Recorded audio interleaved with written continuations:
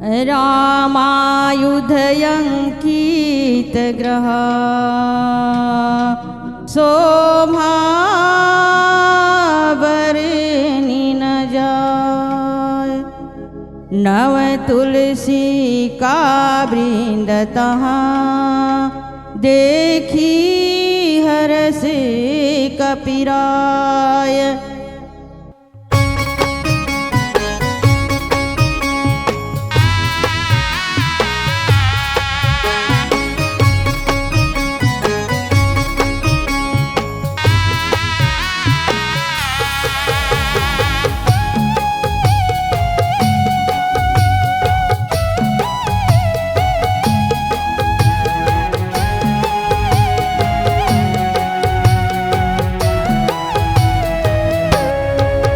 सतीवदाई बिंदा तुलसी के बीरवा कहा।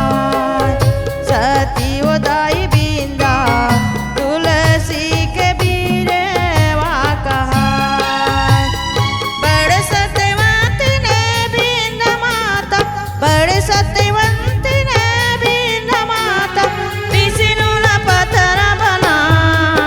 सतीवदाई बिंदा तुलसी के बीरवा कहा। सतीवदाई बिंदा तुलसी के बीरवा कहा।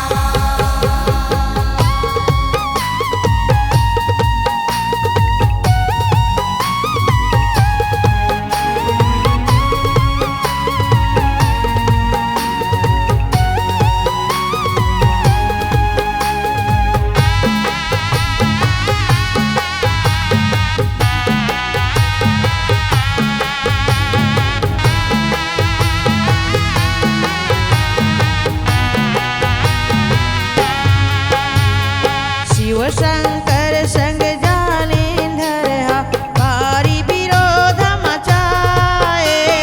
हरि विरोध मचाए। कतको लड़ते सब देवता मन, कोई जीत नहीं पाए। कोई जीत नहीं पाए। बड़े सत्यवंत ने बिंद माता, बड़े सत्यवंत ने बिंद माता देवता पार नहीं पाए। सतीवदाई बिंदा तुलसी के बीरवा कहा। सतीवदाई बिंदा तुलसी के बीरवा कहा।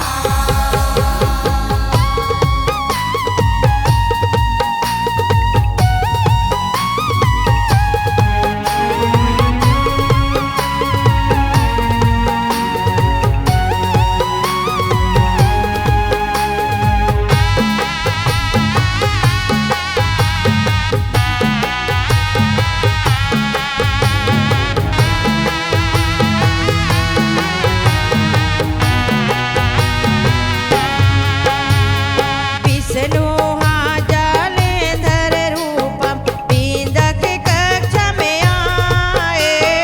बिंदा के कक्ष में आए।